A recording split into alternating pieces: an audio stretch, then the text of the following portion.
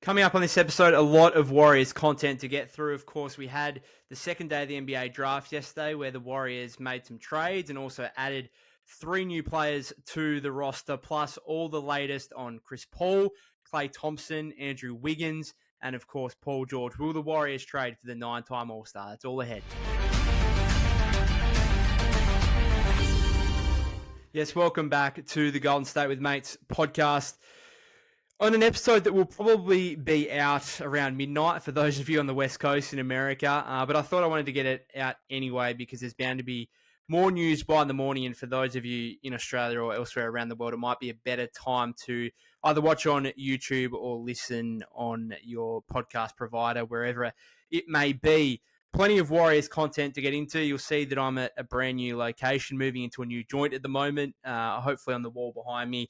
I'll get some Warriors gear up and a bit better background than the current white that you'll see for those of you on YouTube. But let's get into it. I kind of want to get into the smaller stuff first, get that out of the way, and then speak more prominently about the futures of Chris Paul, Klay Thompson, the potential of a Warriors trade for Paul George, Andrew Wiggins as well. A couple of the smaller stuff. First of all, congratulations to Brandon Pajemski and Trace Jackson-Davis, of course, both rookies from the Warriors this season who have been selected in the USA Select team who go to the Las Vegas pre-Olympic training camp to play against the USA's main team. So congratulations to those guys. A just reward for a very promising rookie season.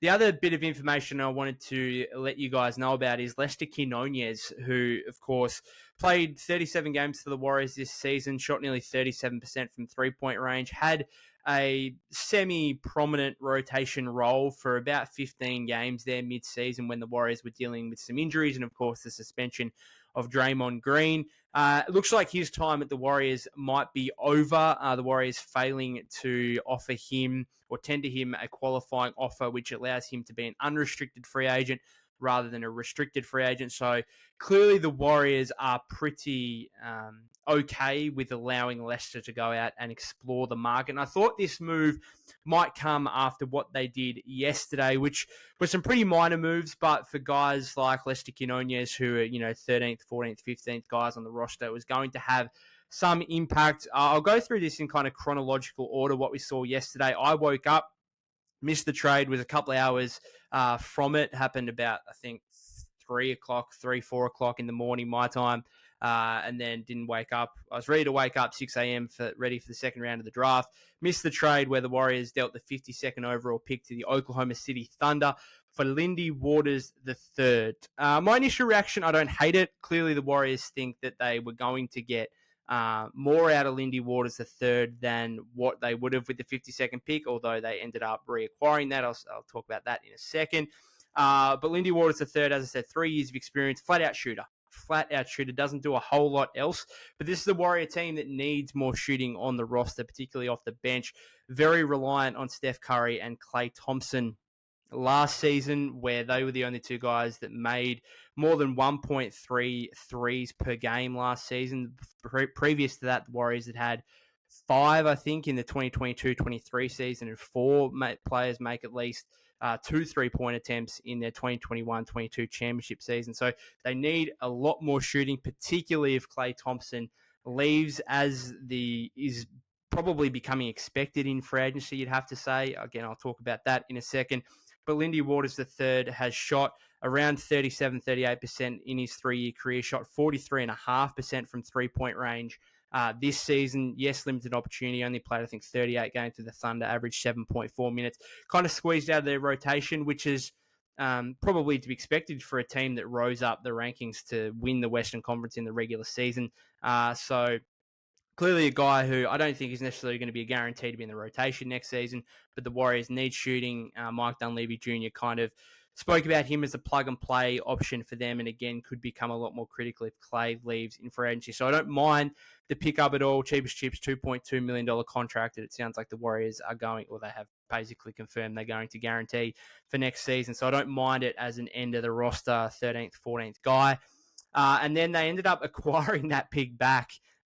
So it, I think, went from the Thunder to the Trailblazers, and the Warriors are going to send cash to the Trailblazers to reacquire the selection and secure the draft rights to Quinton Post, who is a very intriguing 7-foot big man out of Boston College, Dutch as well, 5 years of college experience, and a guy who could potentially try and replicate what Trace Jackson-Davis did last season, but he is a 7-foot, I think, 3-and-D type of center, which is what I think the Warriors really needed to be after this offseason. Now, I didn't necessarily expect it to come with the 52nd pick. I expected them to either make a trade or via free agency. We'll wait and see maybe if that still manufactures itself. But in Quinton Post, they've got a guy who shot 44% from three-point range in college last season, averaged 1.7 blocks a game. I think averaged nearly a double-double as well, 2.9 assists, which shows he can pass a little bit. Sounds like he's not the greatest defender as well, not overly athletic, which could make him pretty limited defensively, even though he could be a kind of drop coverage, shot blocker. We'll wait and see if he can have an impact straight away from the Warriors. But I'm not going to profess to know too much about Quinton Post, but what I do know is this is the type of player that the Warriors desperately needed to add this offseason. Again, whether they can rely on Quinton Post or not, we'll wait and see. They might have to go out and try and find another stretch pick, but I just flat out like the idea of it, and I'm excited to watch him play in Summer League and see if he can have any way the same impact on the Warriors next season as Trace Jackson-Davis did as the 57th pick last year. So an exciting selection, you'd have to say, for the Warriors there. That trade reacquiring the 52nd pick also hard caps them at the second apron, which might be the biggest thing out of all of this. Look, I don't think it necessarily has too much impact on whether or not they make a trade for a big star like Paul George. At the end of the day, to get a player like Paul George, you'd have to aggregate salaries to do so, and teams above the second apron cannot aggregate salaries. So they would have had to have been under the second apron anyway. This just ensures that they definitely are under the second apron. It doesn't make too much of a difference, I don't think, on their off-season plans. They were going to try and plan to be under the second apron anyway. If anything, it probably severely limits what they can offer Klay Thompson in free agency. We'll wait and see what happens there. Obviously, the determination of Chris Paul's contract is also going to be a big factor in that. And then just after the draft as well, the Warriors signed Reese Beacamp, kind of a defensive-minded, another a defensive-minded guard, another guy with extensive college experience. They've signed him to a 2-way deal, so we'll probably see him in Summer League as well, and then could be part of the G League, obviously, developing next season. 6'3" guard, excellent playmaker, bit of questionable scoring, particularly from the outside as a shooter, but we'll wait and see if he can develop into anything for the Warriors. All right, that's kind of that out of the way. Let's move on to the big stuff, right? The big stuff, because we've had plenty of updates here over the past 12 to 24 hours. First one, big one, Chris Paul, guarantee date was today. As expected, I'd say as expected, the Warriors have pushed back that date. However, rather than pushing that date back into July, they've only pushed it another 48 hours. So it is now a decision has to be made by Sunday. A trade has to be made. Well, not a trade has to be made by Sunday, but a decision on Chris Paul's contract, whether to guarantee it or not, has to come by Sunday. So we are going to know essentially everything here in the next 48 hours. We are going to know the next point of call here is Paul George. Decision on him comes tomorrow, from him personally having to decide whether or not to opt in to his $48.8 million player option for next season, or opt out and become an unrestricted free agent. The timeline here is still on course for the Warriors to be trading for Paul George, in my opinion. And that is what we are hearing. That basically, Brian Windhorst spoke on Get Up earlier today and essentially said that there are 3 options. There are 3 options for Paul George. It is return to the Clippers, re-sign with the Clippers, or sign an extension or whatever with the Clippers, to opt in and request a trade to the Warriors, or to potentially sign with the 76ers in free agency, and that would obviously be him opting out and becoming an unrestricted free agent. Sounds like Paul George doesn't want to necessarily go to the East Coast. Obviously, he's from LA, probably wants to stay, which is why I think the Warriors are so keen here, because there might be some mutual interest between PG and the Warriors. Now, the issue here, the major concern is maybe Paul George is just using the Warriors as leverage to try and eventually get his 4-year max extension from Steve Ballmer and the Clippers. Maybe that's concern. We'll wait and see. Paul George could obviously, within the next 24 hours before that date, could, sign extension with the Clippers. And then this has all gone down the drain. And I think that's the biggest issue for the Warriors at the moment, is that it sounds like they're kind of pushing all their chips into Paul George. And we'll wait and see what may stem after that if they don't ultimately land Paul George. But it seems like they are having a red-hot crack. We see a guy like today, DeJounte Murray, traded to the New Orleans Pelicans. He's a guy that if Paul George, stayed at the Clippers, maybe the Warriors would have had interest in. No longer the case. He's at the New Orleans Pelicans, traded to them. Atlanta in return get Dyson Daniels, Larry Nance, a couple of picks involved in there as well. But it sounds like the Warriors are going all in on Paul George. They are prioritizing that. Mark Stein has said as much. They are prioritizing an aggressive trade for Paul George more so than any other thing in free agency, which includes Klay Thompson. Now, probably important to note on the whole Paul George situation is if he opts into his contract and requests a trade to the Warriors, they still cannot do a deal straight away. They still have to wait until July. They have to wait till the new cap year hits to be able to do a deal.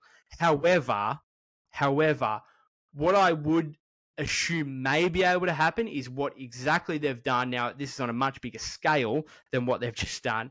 But what they did with the 52nd overall pick and getting that back and acquiring the draft rights to Quinton Post, that deal is not official yet because the Warriors actually can't send out cash at the moment. They have to wait till the new cap year hits. So they could do that again with Paul George, maybe where they agree in principle to a trade, and then it would be like a nervous wait for a few days before it can actually be made official. That is the only thing I'm thinking of, is there could be an in-principle trade made in the next couple of days here. If Paul George is to opt into his contract, we will wait and see. The other interesting element to all of this, which is a side piece to it, but I think also quite important, is Andrew Wiggins. So the Warriors have essentially blocked Andrew Wiggins from playing for Team Canada. Now, I think Slater reported that there's a mutual agreement between Wiggins and the Warriors to hold him out and not play in the Olympics. This sounds like there's a bit of an ankle issue going on. But of course, there's plenty of speculation that suggests that, hey, maybe the Warriors are holding Wiggs out because they are using him as a trade asset right now, and a team that trades for him doesn't want him to, potentially get injured in the Olympics or whatever it may be. There is plenty of speculation about that, and there's plenty of speculation about Andrew Wiggins potentially being involved in the Paul George trade. Of course, the Warriors need to get to the $48.8 million or close to the $48.8 million player option if Paul George is to opt in. Chris Paul is $30 million. They can guarantee that.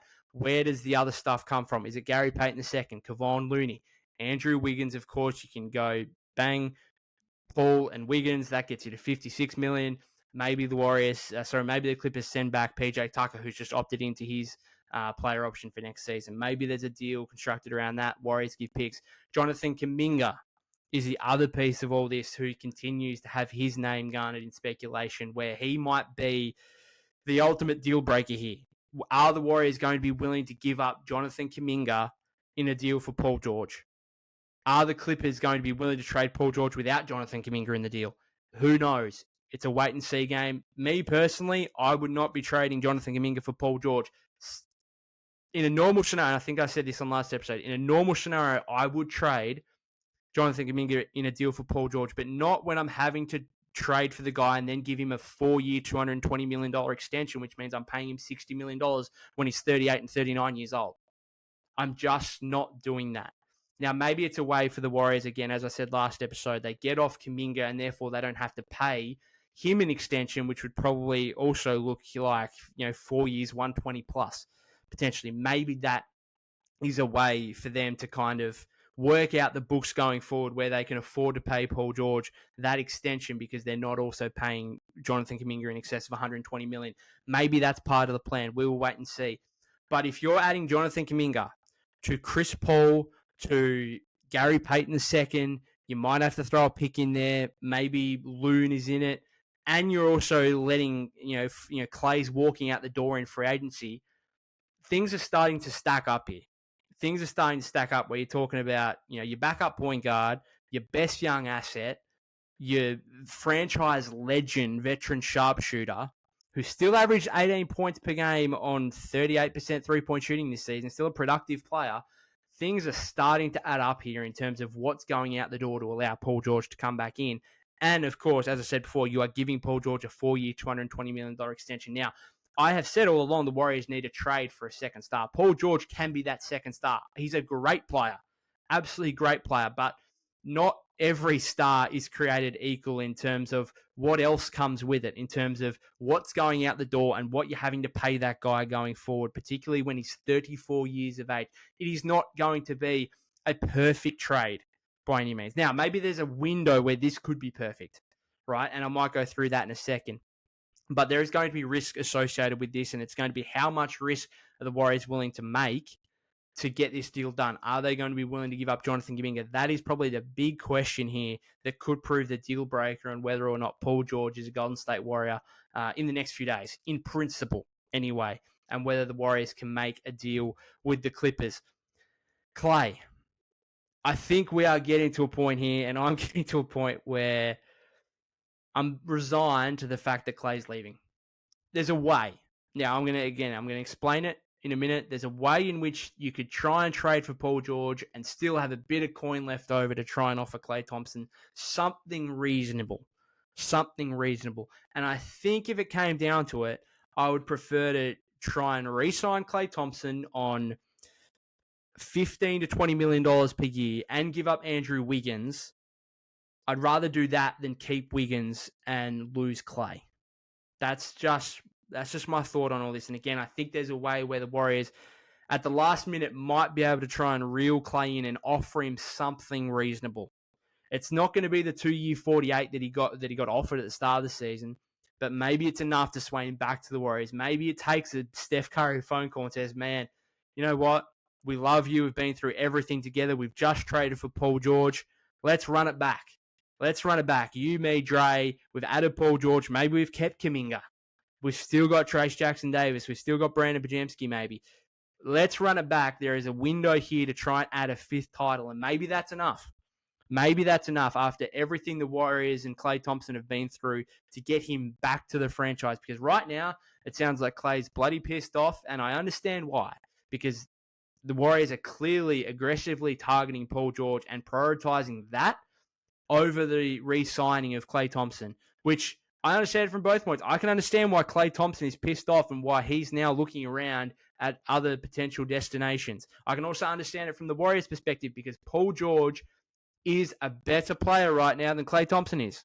If you go into next season with Paul George over Klay Thompson, you are a better team. You are a more chance of winning the title. Again, it depends what you necessarily have to give up. We'll wait and see what happens there.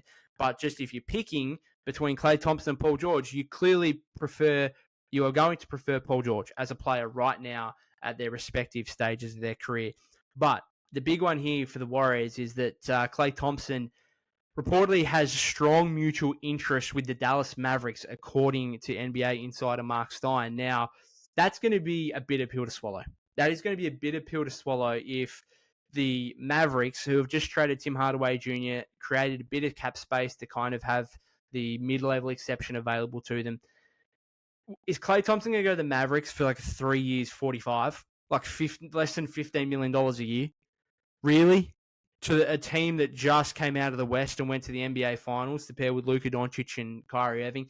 That's going to be a bitter pill to swallow. It's not just the fact that Klay Thompson would be leaving the Warriors after 13 years, a decorated career at the franchise. It would be the fact that he would be going to a direct contender in the Western Conference. And is Klay going to take unders to spite the Warriors and go to the Mavs, a direct rival? There's also, I think Stein also mentioned the Denver Nuggets as well.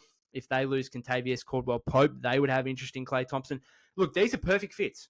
These are perfect fits, particularly if it was the Nuggets.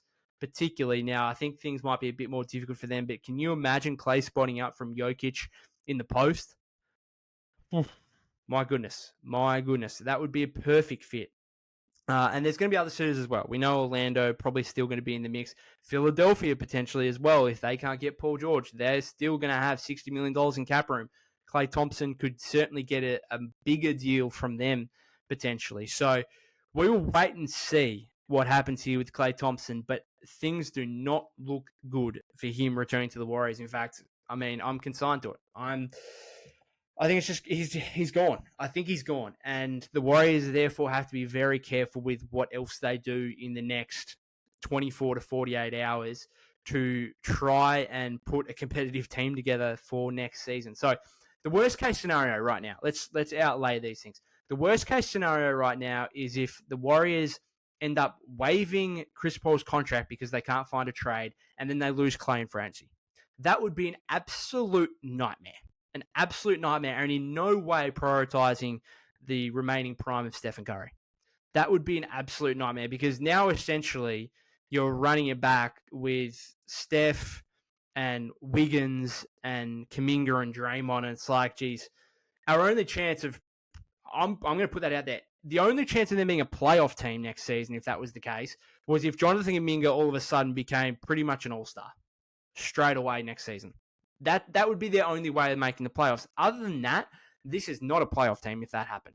And that is why it would be an absolute nightmare if they end up waiving Chris Paul, losing that salary spot, and then losing Klay Thompson in free agency. Because they'd really just have the mid-level exception, like $12, $13 million to go and get someone. I don't know who it would be. Like, can you go get Kentavious Caldwell-Pope? I don't think so. I think he's going to get probably like a 2-year, $40 deal, like $20 million a season on a short-term contract. I don't know, but it's not going to be pretty. That's all I know. It's not going to be pretty if the Warriors waive Chris Paul and then lose Klay in free agency. If they waive Chris Paul, they have to do everything. Now, Klay's got all the leverage to say, you better pay up. You better pay up. Now, the Warriors still have a limit on that, given they're at the second apron, but if they waive Chris Paul, they're going to have plenty of room to offer Klay still a big, big contract. Now, best case scenario, this is me going into the absolute hypothetical world right now. Now, this is not going to happen, but if I was Mike Dunleavy Jr., this is what I'd be trying to pull off. Okay? Now, let's work through a few things here. The Warriors currently at about $175 million in contract. They cannot go, of course, above the second apron, which is about $189.5 million. So they've got about $14 million to work with here. Let me run through this for you. My first one, and I want to give credit, I think it's a Twitter page called NBA Trade Every Day or something, who tagged me in a proposed trade earlier today, which was the Warriors going to the Brooklyn Nets and saying, here's Andrew Wiggins and an unprotected first-round pick for Dorian Finney-Smith and Day'Ron Sharpe. Not only would the Warriors be getting off Wiggins' contract, they'd be getting a pretty good player in Finney-Smith, a handy backup center in Day'Ron Sharpe, and obviously the Nets would be motivated by the unprotected first-round pick, which again, if you're talking about Steph Curry being 38, 39 years old, maybe that's got some value. Who knows? That's got some value.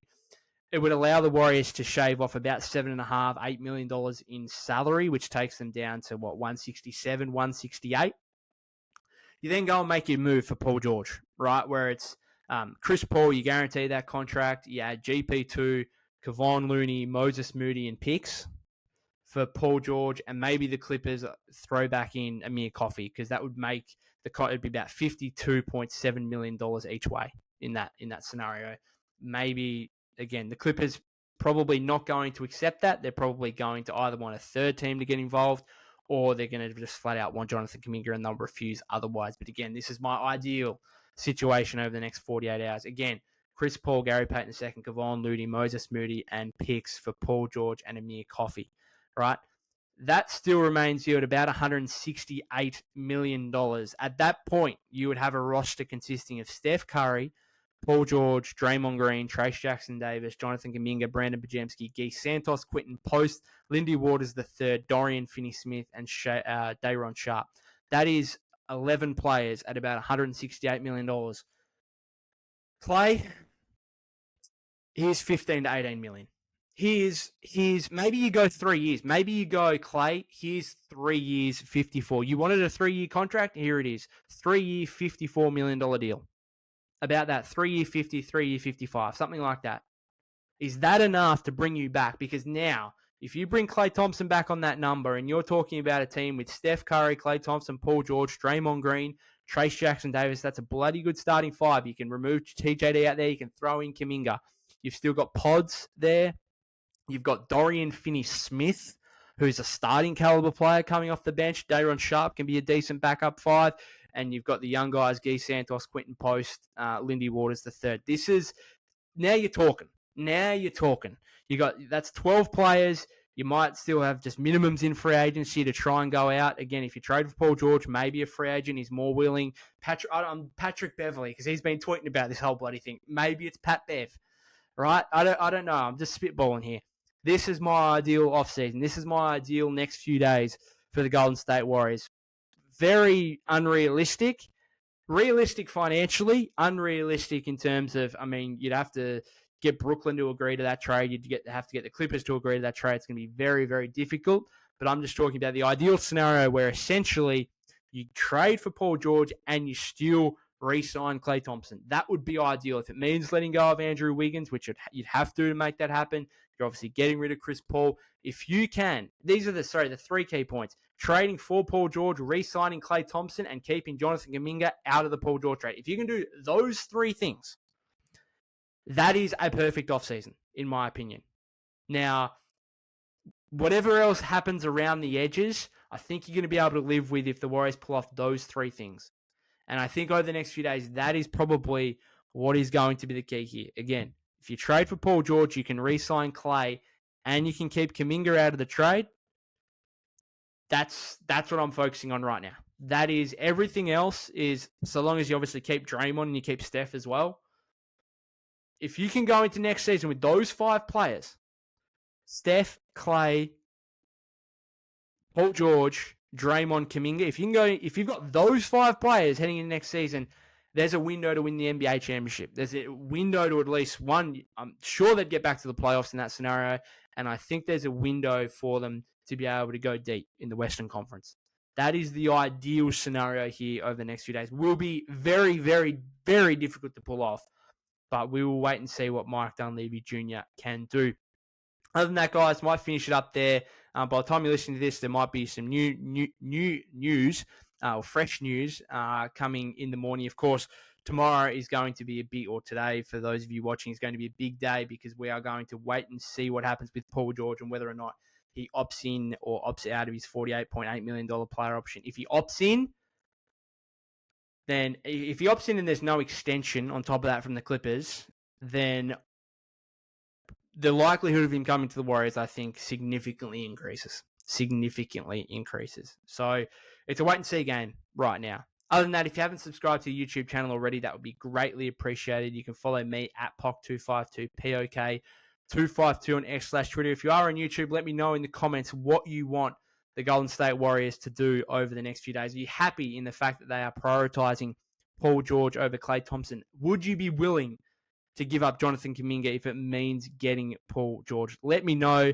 Other than that, guys, I hope you have a great weekend, and I'm sure I'll be back whenever we get some more blockbuster news on the Warriors, and it might be that Paul George is a Warrior, at least maybe in principle, by that next episode. Cheers, guys.